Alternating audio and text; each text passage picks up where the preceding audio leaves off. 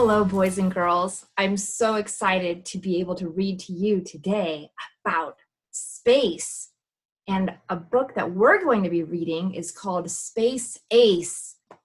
So now let's get into reading and see also, why did I pick a reader from Teacher Created Materials about space? I will share with you.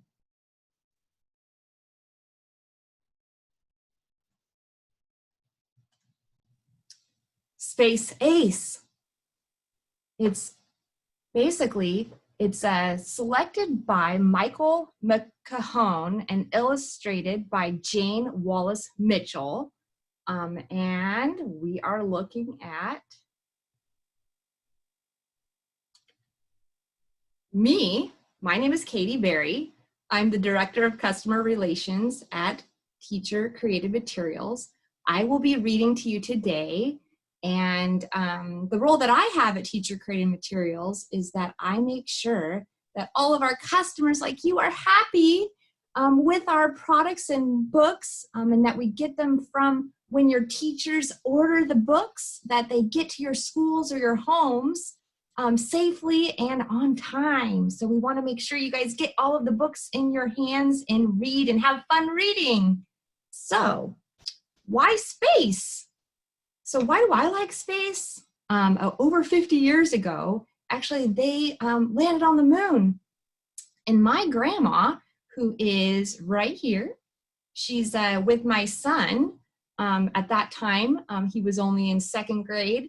He's a little older now, but at that time, she was telling us all sorts of fun stories. And even when I was younger, how her relative actually was married to the seamstress who basically helped to sew the flag on the moon. So my grandma is related to the first flag on the moon seamstress, and her name is Dolores Black. So it's pretty exciting. So yeah, and they actually had to put a little bit of a pole on the top because there's really no atmosphere like we're used to here to keep it from falling down or floating up. To look like it was actually floating in the wind. So kind of fun little stories that we got to hear growing up about that first flag on the moon. So why we're here today is to read a book to you. And so I'd like for you to follow along, and we're gonna read through all of these exciting pieces of literature that are fiction, but to get your ideas flowing. And you can also think about how, who knows, what else is out there. So we have a lot of fun with even thinking of, we have possible life forms such as this little guy right here. Or, you could even get your own little spaceship and take a flight yourself if you want to be an astronaut. So let's get started. We have a couple things to go over. This is called a contents page. So as you can see, we'll go over each of these together today. First, we're going to start with "This is just to say" on page 4. This is just to say, if you have feet, I hope you put on slippers when my spaceship thunderously shattered your bedroom window. Forgive me. Glass is unknown on my home planet. And that is by Gail Carson Levine. That's a creepy looking alien, isn't it? Next, we have a message from a mouse ascending in a rocket. Attention, architect. Attention, engineer. A message from mouse coming clear. Suggest installing spike or sprocket, easily turned by a mouse or rocket. An ejection gadget, simple to handle, to free mouse quickly from this space age ramble. Suggest packing for the next moon trip, a mouse-sized parachute somewhere in the ship. So I can descend when my fear comes strong, back to Earth where I was born, back to the cheerful world of cheese and small mice playing and my wife waiting. That is by Patricia Hubble. You may think, wow, that sounds familiar. There's a famous telescope called the Hubble telescope. You should look it up. Next, we have the night sky on page 8. As I went out in the evening with a sky net that I'd made, I thought it might be useful to collect meteors that had strayed. Its net was as fine and silky and woven strong and light. The mouth was wide and ready to catch everything in sight. There were 1,000,000,000 stars a-twinkling and planets blazing bright. I thought I might just catch some to save for a cloudy night. But the stars leaked through the net holes and the planets moved so fast. So I'll come back tomorrow with a fishing line to cast. That is by R.L. Moore. So make sure you look up at the night sky and check out all those stars you can see. Next, the moon speaks. I, the moon, would like it known I never follow people home. I simply do not have the time, and neither do I ever shine. For what you often see at night is me reflecting solar light. And I'm not cheese. No, none of these. No mozzarellas, cheddars, bries. All you'll find here, if you please, are my dusty, empty seas. And cows do not jump over me. Now that is simply lunacy. You used to come and visit me. Oh, do return. I'm lonely, see. That is by James Carter. So let's turn the page. Space Ace. This is the one that it's named after on the title. So here we go.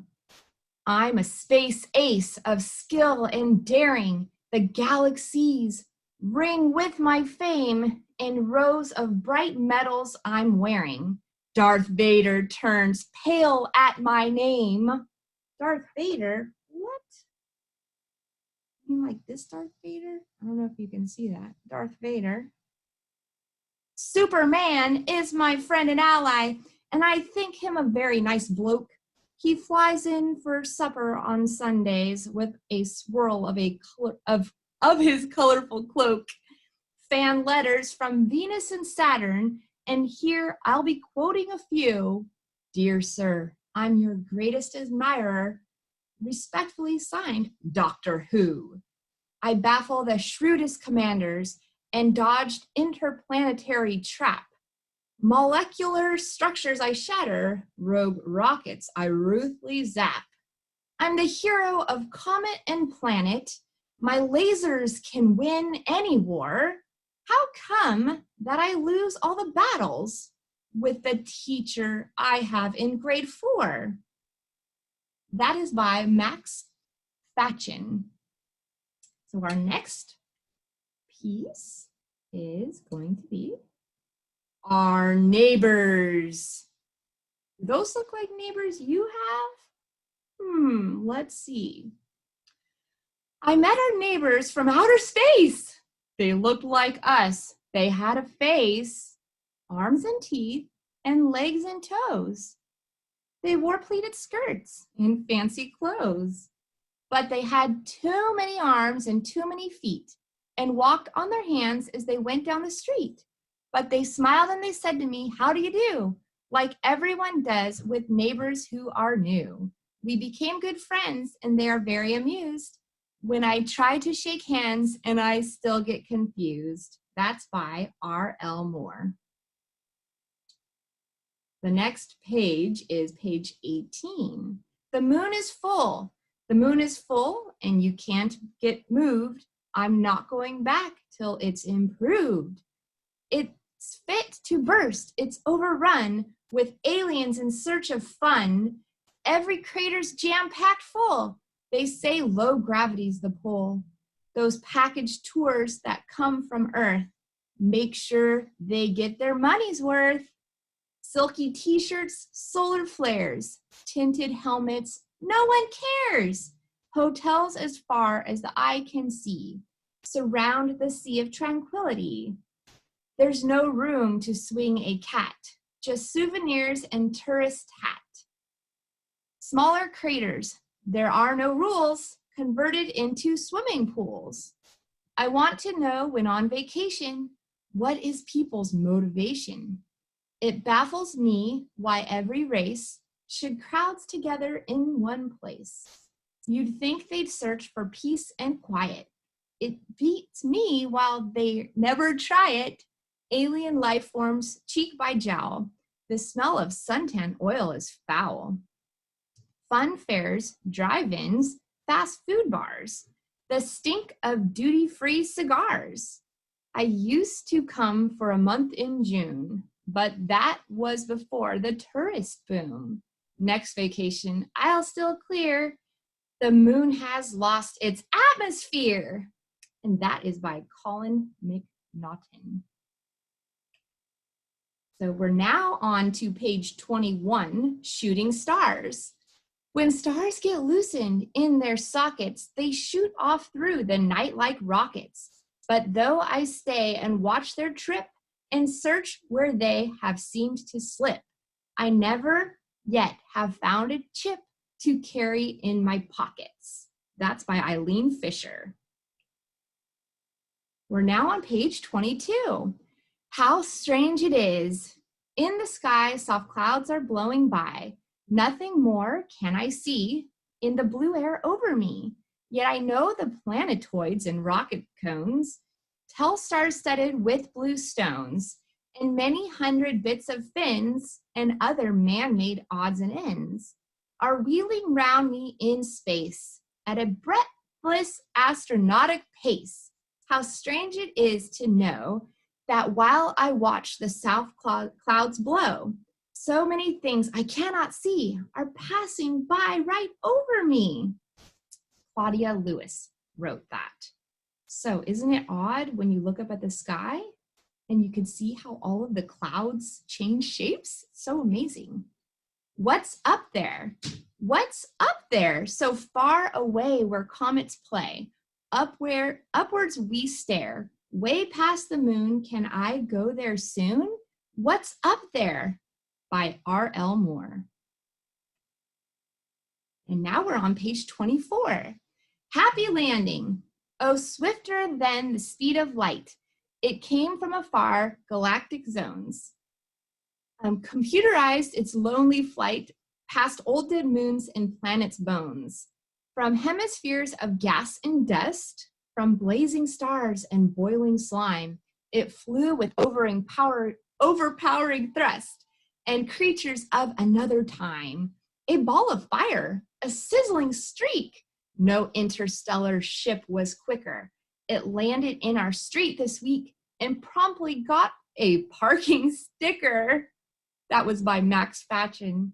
I got a parking ticket? That's crazy. Next, we have page 26 and 27. The first moon landing, and there's that flag I was talking about. Two high flyers, Buzz and Neil, said they couldn't wait to feel just what kind of moon it was. Take a look around, said Buzz. Open the hatch and out the door, down the ladder to the moonlit floor. After he had sunk his heel into the dusty ocean, Neil knew what a lovely moon it was. One small step, said Neil to Buzz. That was by J. Patrick Lewis. So it was actually one small step for mankind, one something like that. I'm not actually telling it right. Last laugh. They all laugh when I told them I wanted to be a woman in space, floating so free. But they won't laugh at me when they finally see my feet up on Mars and my face on TV. Lee Bennett Hopkins wrote that. Wow, there's another one, Spaced Out. On page 31, she traveled out to Saturn, a wonderful starry flight. Her luggage went to Albuquerque. Why can't they get it right? That was also by R.L. Moore. And that is the end. That was Space Age. Be a space age tonight. Just take a look inside this book. It's as fun as traveling at the speed of light.